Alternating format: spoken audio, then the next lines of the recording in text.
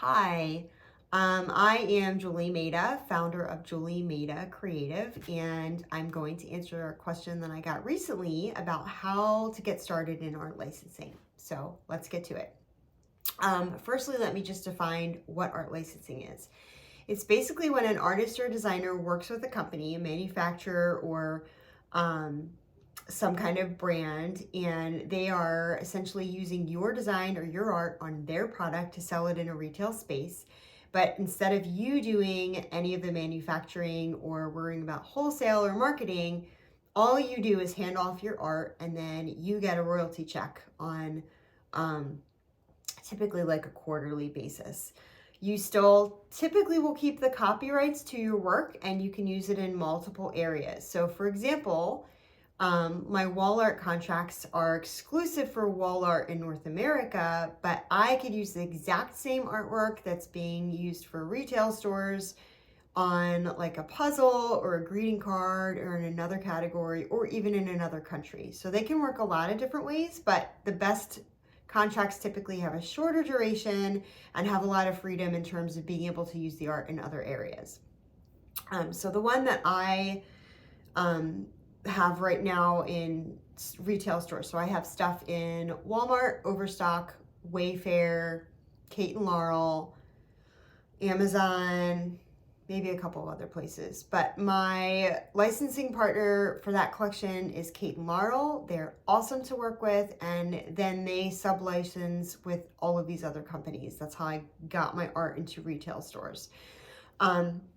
So I'm going to talk about my ocean collection and explain to you exactly how I got into this company and what happened and how you could do it too. So there are actually 5 of these pieces, but one of them has a new home. It doesn't live here anymore. The original is gone.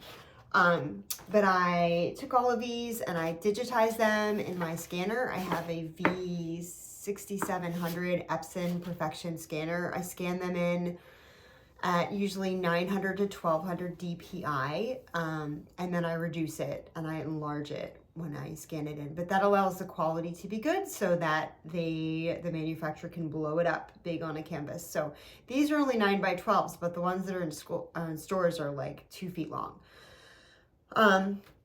So I created a collection of artwork, which is the first thing that you need to do. If you want to get into art licensing, you need a portfolio of work that will sell on products and whatever category you want to be in. So you could have stationery, you could do like phone tech, you could do like bedding, kitchenware. I mean, really the possibilities are endless. Anything you see that's got a decorative element to it. Stationery is probably the easiest sort of area to get into. Right now I am in only the wall art category. Stationery is the next area that I want to get into. So I created a collection. The collection needs to be either a story or a theme. All of these are obviously ocean art. The theme here is Hawaii. They need to be a collection of work that goes together. And then you ideally want to have something called a brand book, which I put a link below so that you can see what my brand book looks like. They can look lots of different ways. I made mine in InDesign, but you could use Canva, which is a pretty easy tool to use and it's free. And your brand book is just basically, who are you? What is your website? How does this person get in contact with you? Do you have a social media presence? Because that's something that a lot of companies want because you can help promote their products. What else? Some of your art, not your whole portfolio, but some samples in there, and then maybe some mock-ups. If you don't know how to make mock-ups, you can actually just get a Society6 account and upload your artwork there, and they actually do the mock-ups for you, and you can use those mock-ups.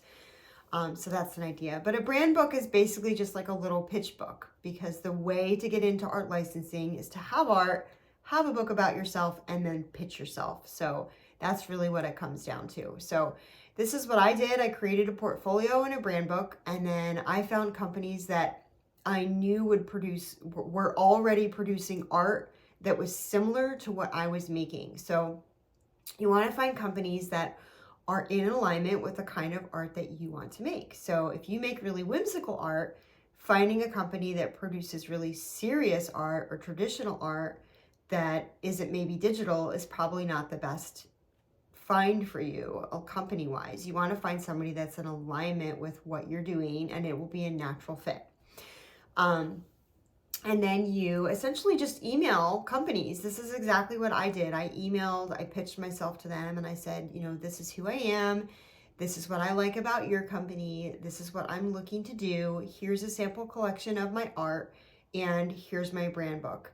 And to give you an example of how to find companies, you can either look online, like I will look on Instagram and see what other artists, like who they're working with. And if it's similar art to mine, I'm like, oh, okay, I know that company will license art, and I can email them or reach out to them. But another really easy way is just to go shopping. So I got this little notebook at Target recently. This is a perfect example. It says here, Green Room is the name of the line of the product. But it says in little tiny print, Clementine Paper Incorporated in Los Angeles, California. So if I wanted to do a journal and my work it doesn't have to be exactly like this, but they obviously like colorful work. Colorful work sells really well on products. I could just look up that company, look up their website, and find out if they have a submission process. A lot of companies will have a submission process, and if they do, you should definitely follow it. It's there for a reason, and it's considered, respectful of their process. If they don't, sometimes you can either email or just call and ask, like, who is the art department and what is your submission process? And most of the time, people are friendly. Often manufacturers and art directors will not respond to you the first time you reach out to them. Sometimes it takes 2, 3, 4 times. I will follow up with companies every 4 to 6 weeks and keep it on a spreadsheet, essentially who I've reached out to and what kind of work I've sent them. So if I reach out again, I'll send new work and say, hey, I have a new collection. I think this would fit well. And sometimes I'll send mock-ups. So that's essentially it, is you just have to have work that will sell on a product in your chosen category. I recommend picking one category to start with and pitching to companies that do that one category, and then moving on to another one once you've succeeded in that particular area. And I recommend being really patient and really consistent, because this is not something that's like overnight. It definitely takes time and it takes patience. And the other thing is that once you have a contract with a company, it usually takes a year or two before that product is actually on the shelf and you actually get a royalty. So this is a long game. I just want to be clear about that. But it's really worth it to be able to see your product in stores. I mean, that's been really a fun experience. And once you have a partner that you work with, they will look for more work from you. So that's probably my biggest recommendation, is just get really good at having a portfolio of work in collections and pitching yourself over and over again. I personally don't have an art rep, and that's how I get into companies. And as long as you're patient, you can do it too. So I hope this video has helped you. I hope that you get into whatever company you want to get into and whatever partnerships you want. And I would love to hear your success stories if you have them.